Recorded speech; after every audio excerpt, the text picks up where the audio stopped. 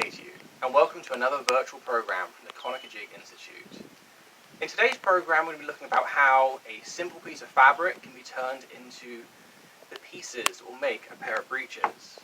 After many virtual programs, we're joined in person by Sean MacConsaidin, who has helped me with many of my clothing products and has made clothes for himself and other volunteers and staff too.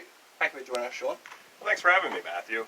So as you'll see in the video, we're cutting a pair of breeches that are cut to Matthew. These are actually taken from his measurements. I came out here, measured him on many various parts of his body. One of the fun things about breeches I talked about is that large seat. And with that, the measurements are actually taken in a squatting position, so that way as Matthew moves around, we can make sure that he has enough seam in the back of his pants so that way he doesn't rip them as he's moving. So taking all those measurements, we drafted a pattern for him. I then laid it out on the cloth. Today we're using about a yard of fabric. What's interesting is in 1758, General Bouquet actually talks about needing only 3/4 of a yard of fabric. We could probably get that with Matthew. You're a rather thin individual, maybe not so much for me with my dad bod, but we can get about 3/4 of a yard. Today we are using a full yard. We will require a little bit of piecing to put the pieces together. One of the cool things with wool is that if you don't have enough fabric, you can simply cut a line, sew the two pieces together, and you press it out, and you have a new piece.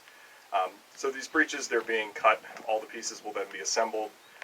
One of the things about wool that's interesting is you don't need to have the edges folded over, so you can actually have raw edges like you see on Matthew's coat right here, because the fabric won't unravel by itself.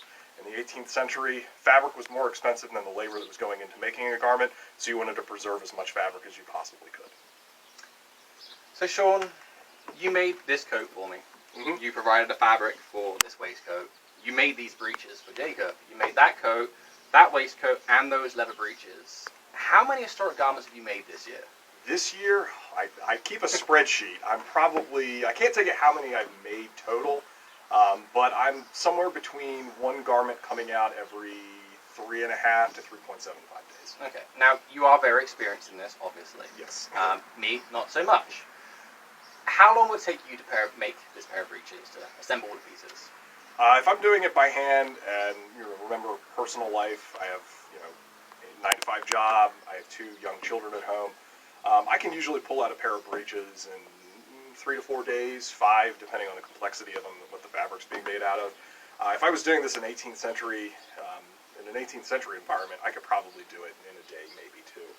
On average, you're talking about 40 hours, up to 40 hours worth of work or something. Okay, so that's an experienced tailor. How long is it going to take me, with volunteer Jacob Davis's help, to put these breeches together? It depends on how frustrated you get. The breeches are a very complicated garment.